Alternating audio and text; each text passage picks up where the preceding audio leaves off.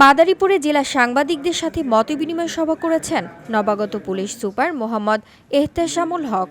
রবিবার বিকেলে পুলিশ সুপারের সম্মেলন কক্ষে এই সভা অনুষ্ঠিত হয়। এ সময় তিনি সাংবাদিকদের সহযোগিতা কামনা করে বলেন, জেলা আইন শৃঙ্খলা রক্ষায় সর্বস্তরের মানুষকে নিয়ে কাজ করতে চাই। সবাই সহযোগিতা করলে এটা সম্ভব।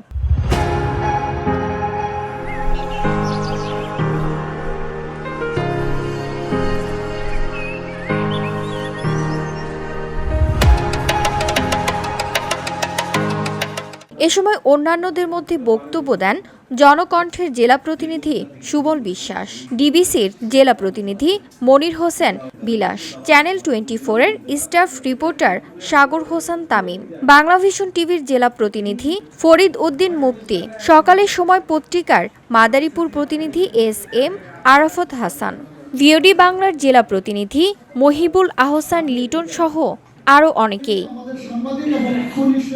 মতবিনিময় সভায় উপস্থিত ছিলেন অতিরিক্ত পুলিশ সুপার জাহাঙ্গীর আলম, সহকারী police super Bimal Chandra Barman. Police super হিসেবে মাদারীপুরে গতকাল শনিবার যোগদান করেন মোহাম্মদ এহতেশামুল হক।